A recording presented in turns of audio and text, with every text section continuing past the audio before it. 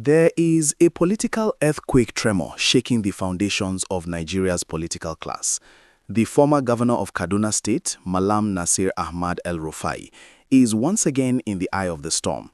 But this time, it's not about policy, restructuring, or his famous straight talk in interviews. It's about real estate, specifically multi-million-dollar real estate in one of Africa's most historical capitals, Cairo, Egypt.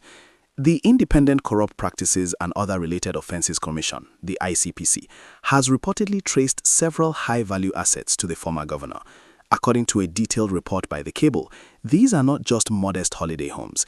We are talking about 3 luxury villas and 6 apartments located in some of the most upscale districts in Cairo. Let's paint a picture of the alleged wealth here. Investigators reportedly found these properties in places like Arabilla Estate, Banafsik Estate, and Oriana 2 in New Cairo. The apartments are said to be in the Cairo Festival City and Oriana Estate. Now, for context, if you have ever looked at international real estate, you will know these are not average neighborhoods. These are the kinds of places where diplomats, international CEOs, and the global elite park their money. Market checks suggest that a villa in Arabilla or Banafsik doesn't come cheap. We are looking at price tags between $1 million and $1.3 million each. That is in the region of 1.5 billion naira to 2 billion naira per villa at the current exchange rate, depending on how you calculate it.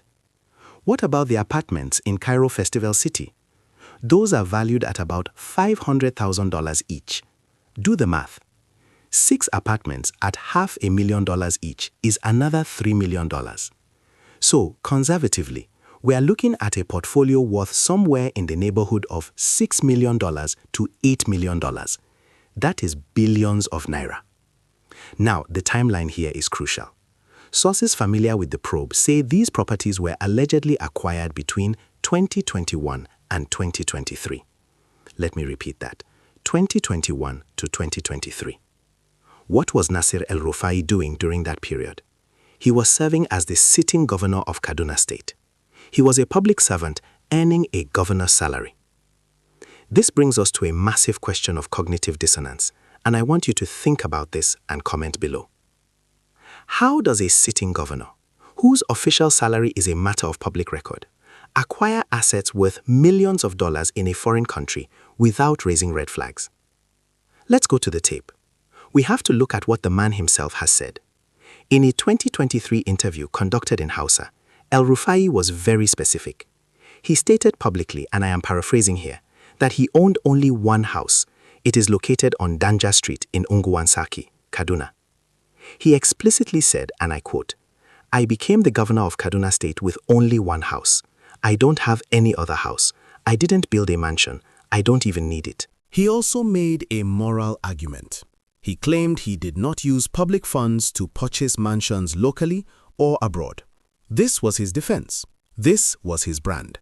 For years, Malam El-Rufai cultivated an image of a technocrat, a no-nonsense administrator who was above the petty corruption of the Nigerian political class. He wrote a book, The Accidental Public Servant, where he detailed his journey. He has often bragged that he was already a wealthy man as a professional surveyor, practicing for decades before joining the public service under President Obasanjo. He once famously said that joining government actually made him poorer because his business income declined and his salary couldn't fund his family's lifestyle.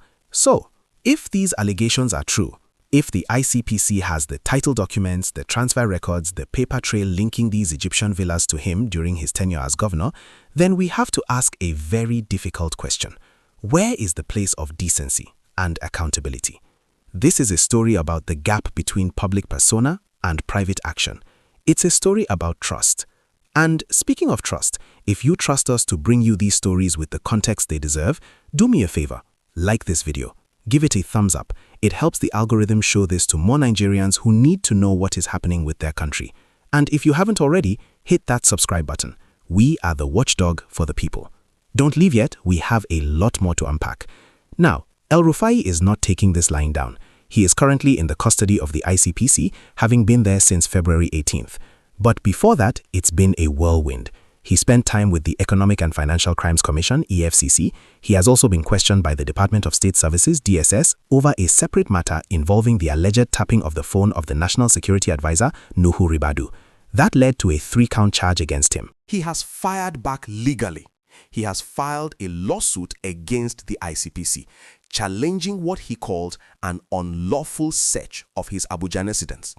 He is arguing that the raid violated his fundamental rights to dignity, liberty, and privacy.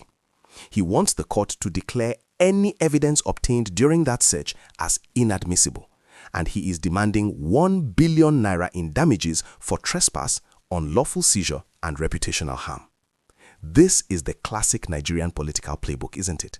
When the state comes knocking, you don't just answer the door, you sue the landlord. But let's think about that for a second.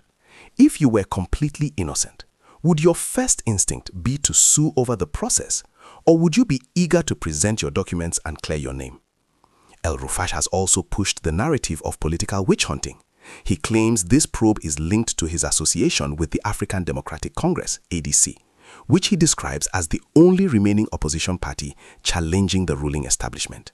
He is essentially saying, President Tinubu and the APC are coming after me because I'm a threat. But here is where we as citizens have to be intellectually honest.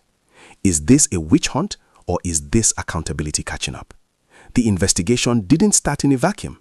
It followed an earlier indictment by the Kaduna State House of Assembly. That assembly, which was also filled with APC members at the time, accused the former governor of involvement in the alleged diversion and laundering of a staggering 423 billion naira during his administration. Let that sink in. 423 billion naira. That is not a small error in bookkeeping. That is a number that could build roads, schools, and hospitals. That is a number that represents the collective wealth of millions of Kaduna citizens. Now, the ICPC finds millions of dollars in property in Egypt during the same period. This brings me to a point about fairness and the rule of law. It is not in Malam El-Rufai's position to simply accuse the federal government of witch hunting. He is entitled to his defense, and he should absolutely pursue it. The proper place to prove his innocence is not on the pages of newspapers or in Hausa interviews. It is in a court of law. He must follow the due processes of the laws of this land until the court declares him innocent or guilty. That is his right, and that is the standard we must uphold for everyone. However, and this is a big however, he has been crying foul about being detained unlawfully by the ICPC. He speaks of his rights being trampled upon. Let's take a brief walk down memory lane. When El-Rufai was the governor of Kaduna State, did he always extend that same courtesy to citizens who criticized his administration? We saw instances where citizens who demanded accountability, who questioned his policies, who protested against the handling of the state, many of them found themselves detained. Those citizens were exercising their constitutional rights. They had the right to hold their leader to account. So I want to pause here and ask you something very specific. Comment in the section below. Do you believe there is a difference between a governor detaining a citizen for speaking out and a federal agency detaining a former governor for investigation? Is one an abuse of power and the other simply justice, or is it all the same machine? Let me know what you think. I want to read those comments. There is a profound irony in this situation that we cannot ignore. For years, El-Rufai positioned himself as the anti-corruption crusader. He was the man who wasn't afraid to make enemies. He was the man who said public service made him poor. He projected an image of asceticism and competence. He used that image to gain political capital, to win elections, and to govern with an iron fist. But if these allegations are substantiated, it reveals a level of hypocrisy that is staggering. It suggests that while he was projecting an image of his struggling public servant dipping into his private savings to survive, a parallel financial universe existed. It suggests that the man who wrote the book on public service might have been writing a very different private book on asset accumulation. This is not just about El-Rufai anymore. This is about the entire system. Every time a politician builds a brand on integrity and then is accused of this magnitude of corruption, it damages the trust between the governed and the government. It makes citizens cynical. It makes people say they are all the same. And that cynicism is the death of democracy. When people stop believing that change is possible, they stop participating, they stop voting, they stop caring.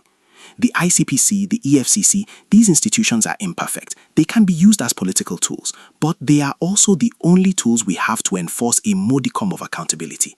The fact that they are digging into a powerful figure like El-Rufai, a man with connections at the highest levels, is significant. It tests the independence of these institutions. If the ICPC has the evidence, if they have the title deeds, the transfer documents, the C of O from Egypt, then they must present it in court. And the court must do its job, regardless of the political affiliation of the defendant. The law must be blind. As we wrap up, I want you to remember this. We are in a critical period for Nigeria. The 2023 elections are behind us, but the battle for the soul of the nation continues. The battle against impunity continues. We cannot afford to be selective in our demand for accountability, whether it is a local government chairman or a former governor. The standard must be the same. El-Rufai has denied everything.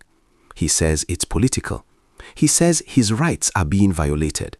Let the court decide. But we, the people, must watch. We must listen. We must demand that every piece of evidence is brought to light. We must ensure that 423 billion naira is not just a number, and that multi-million-dollar villas in Cairo are not just a news headline that we forget about tomorrow. This is where you come in. Don't just watch this video and move on to the next funny cat video. Stay informed, stay engaged. Share this video with someone who needs to understand the full context of what is happening. And for the final time, if you believe in holding power accountability, please hit that subscribe button. Let's build a community of informed citizens. Let's make sure that no matter how rich or powerful you are, the people are watching. Thank you for watching. I will see you in the next one. Don't forget to comment your thoughts on the El-Rufai case. Is this justice or is it a witch hunt?